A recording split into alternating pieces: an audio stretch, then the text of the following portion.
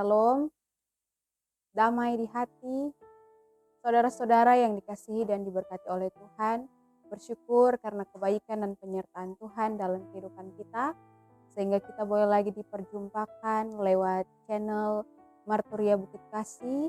Di dalamnya kita akan belajar akan firman Tuhan dan bersama-sama menjabarkan trilogi pembangunan jemaat tanggal 22 sampai 28 Oktober tahun 2023. Maka dari itu, mari kita satu dalam doa, kita berdoa. Allah Bapa Tuhan, kami sungguh bersyukur atas setiap kebaikan dan penyertaan Tuhan dalam kehidupan kami, ketika kami masih boleh dianugerahkan kesehatan, kekuatan, bahkan hikmat yang berasal daripada Tuhan. Dan di saat ini ya Bapa, kami akan belajar lagi lewat firman, maka biarlah Engkau yang memberkati apa yang hendak kami baca, bahkan dalam menjabarkan trilogi pembangunan jemaat. Mampukan dan lingkupi kami ya Tuhan, sehingga semuanya boleh berjalan sesuai dan seturut dengan kehendak. Bagi hamba-Mu, biarlah Engkau yang mengurapi hamba dengan Roh Kudus Tuhan, agar hamba boleh berkata-kata sesuai dan seturut dengan kehendak. Ini kami yang berdoa di dalam nama Tuhan Yesus. Amin. Saudara-saudara yang dikasihi dan diberkati oleh Tuhan, bacaan firman Tuhan di saat ini terdapat dalam kitab 1 Korintus pasal 12 ayat 12 sampai ayat yang ke-31.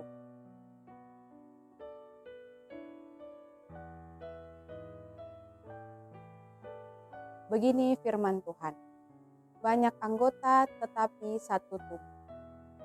Karena sama seperti tubuh itu satu dan anggota-anggotanya banyak, dan segala anggota itu sekalipun banyak merupakan satu tubuh, demikian pula Kristus.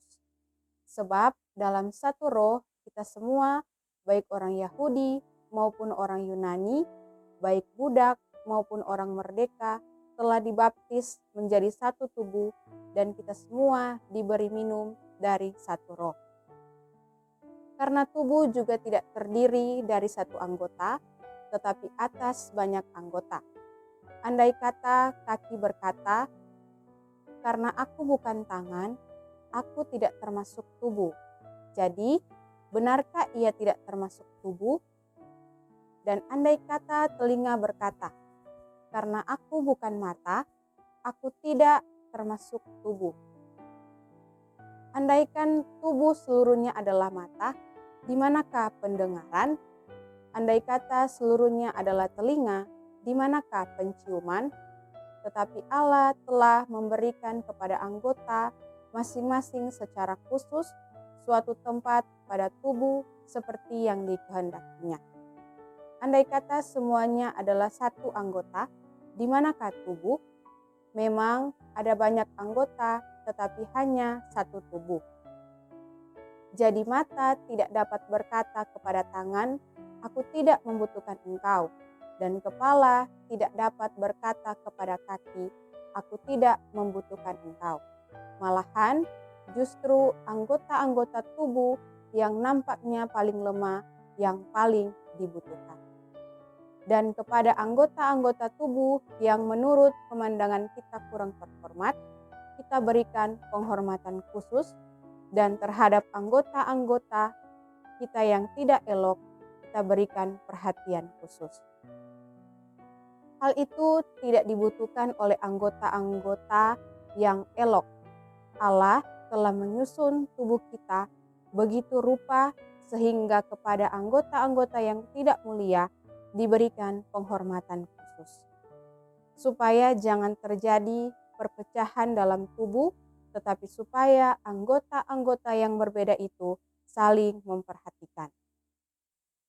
Karena itu, jika satu anggota menderita, semua anggota turut menderita. Jika satu anggota dihormati, semua anggota turut bersukacita. Kamu semua adalah tubuh Kristus, dan kamu masing-masing adalah anggotanya. Dan Allah telah menetapkan beberapa orang dalam jemaat, Pertama sebagai rasul, kedua sebagai nabi, ketiga sebagai pengajar.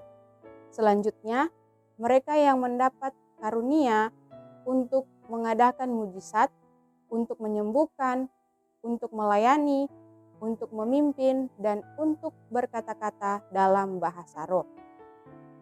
Adakah mereka semua rasul atau nabi atau pengajar? Adakah mereka semua mendapat karunia untuk mengadakan mujizat, atau untuk menyembuhkan, atau untuk berkata-kata dalam bahasa roh, atau untuk menafsirkan bahasa roh? Jadi, berusahalah untuk memperoleh karunia-karunia yang paling utama, dan aku menunjukkan kepadamu jalan yang lebih utama lagi.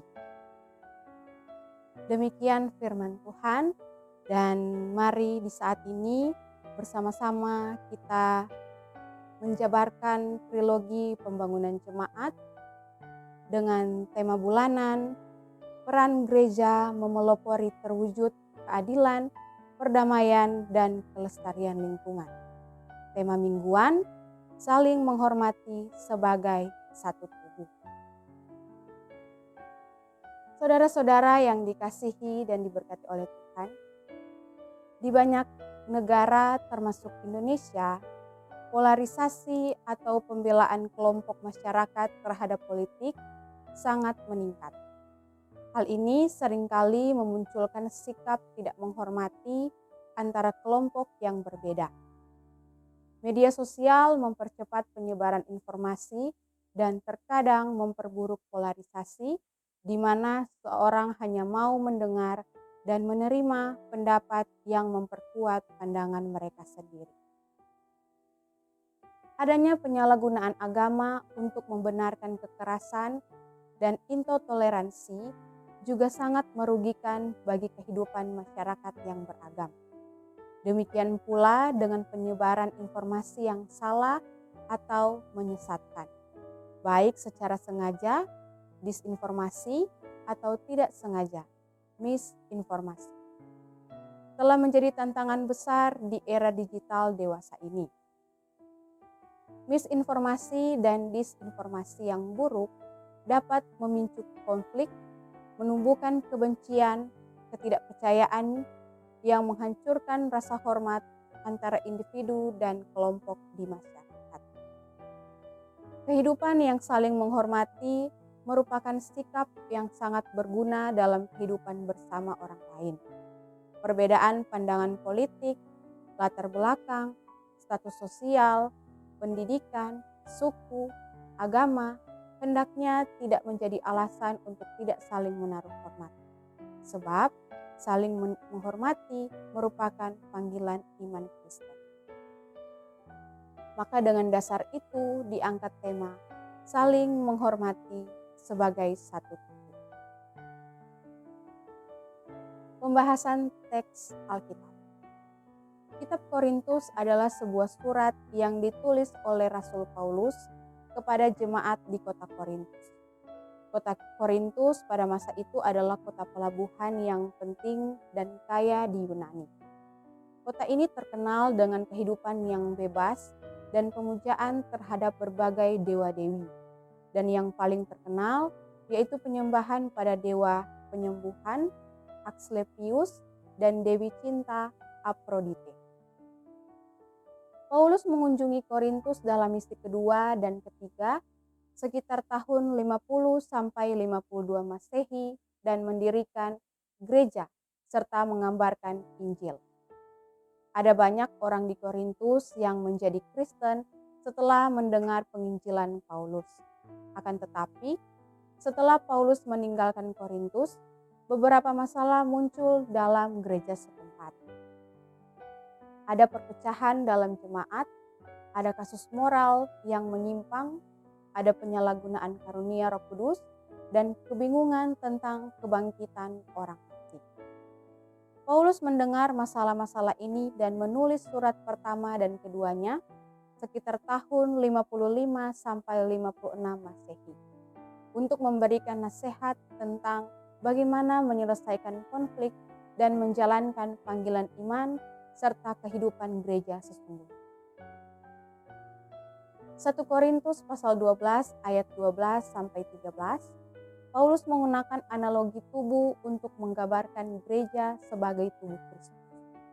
Sama seperti tubuh manusia yang memiliki banyak anggota, misalnya tangan, kaki, mata, telinga, dan lain-lain, begitu pula dengan gereja yang terdiri dari banyak anggota dengan berbagai latar belakang, karunia, dan peran yang berbeda-beda. Namun, semua merupakan bagian dari satu tubuh Kristus.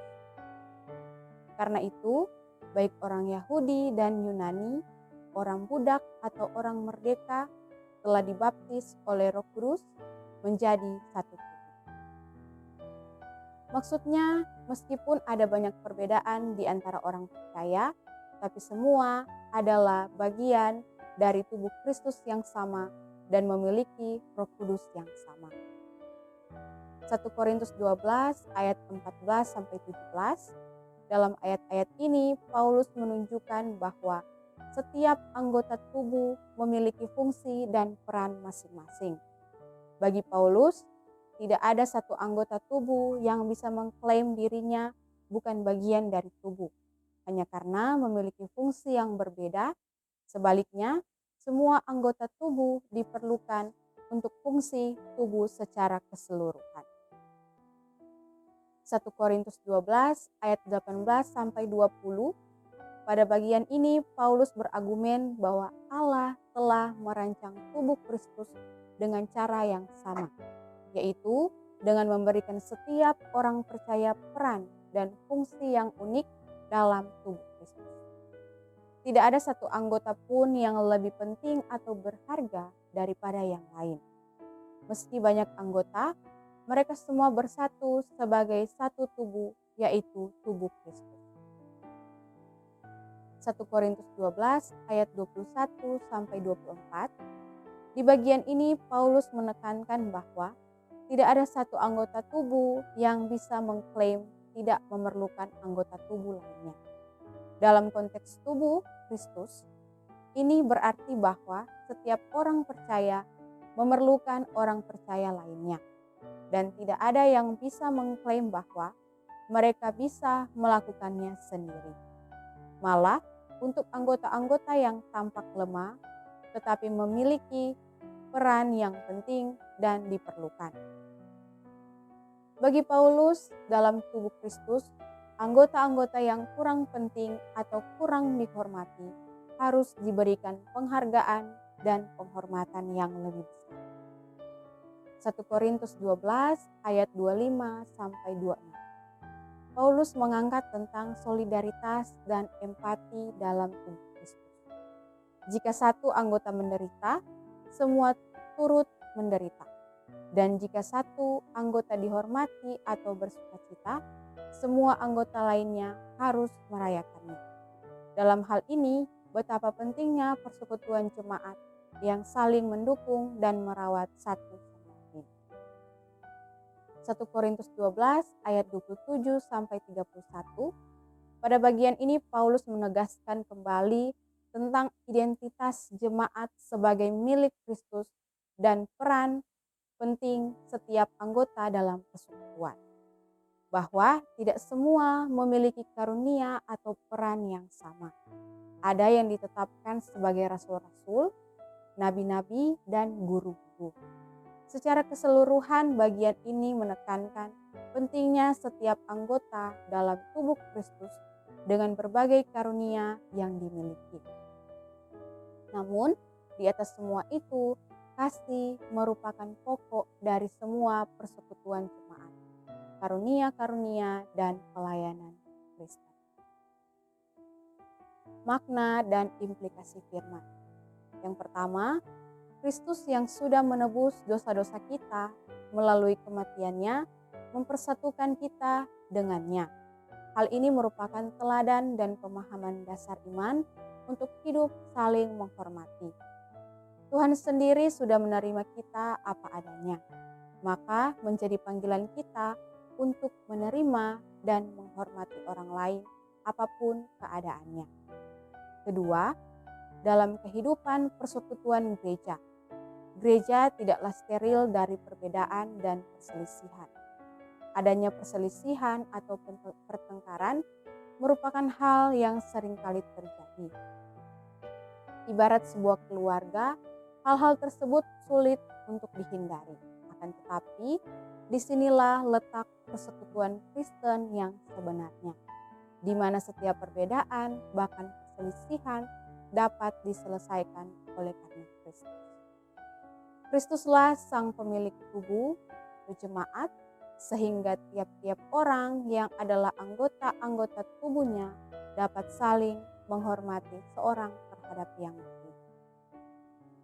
Ketiga, di masa kini yang ditandai dengan kemajuan teknologi digital dan informasi yang begitu pesat, adanya perbedaan-perbedaan di berbagai bidang.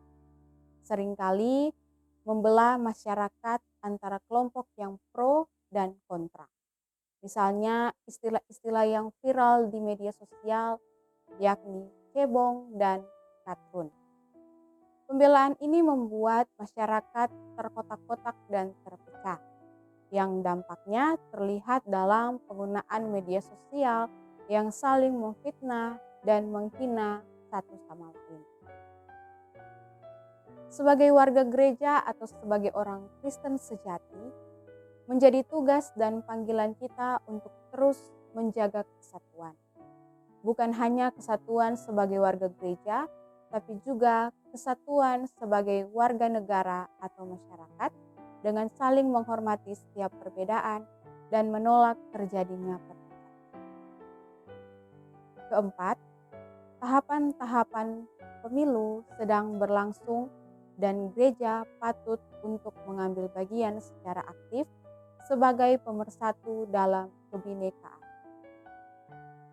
Gereja dapat mengingatkan pada setiap warga jemaat agar tetap menjunjung tinggi sikap saling menghormati dan senantiasa merawat kebinekaan atau persatuan sebagai tubuh Kristus. Meskipun perbedaan pandangan politik tidak dapat dihindari. Dalam berpolitik, kita bisa berbeda dengan yang lain.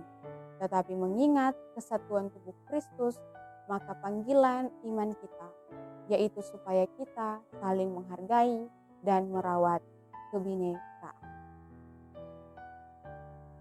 Demikianlah menjabarkan trilogi pembangunan jemaat saat ini, dan mari kita tunduk kepala, kita berdoa. Terpujilah Engkau Tuhan, Bapa yang begitu baik dalam kehidupan kami. Terima kasih ya Tuhan, Engkau boleh menuntun kami dalam pembacaan firman Tuhan, bahkan di dalamnya menjabarkan trilogi pembangunan jemaat. Biarlah Tuhan, apa yang telah kami baca, Engkau yang menyertai bahkan memampukan kami untuk senantiasa boleh kami lakukan dan kami praktekkan, boleh menjadi berkat bagi kami secara pribadi, bagi keluarga kami, bahkan bagi orang-orang di sekitar kami yang kami. Terima kasih ya Tuhan, ini kami yang berdoa, kami yang bersyukur kepada-Mu. Di dalam nama Tuhan Yesus Kristus kami berdoa. Haleluya. Amin.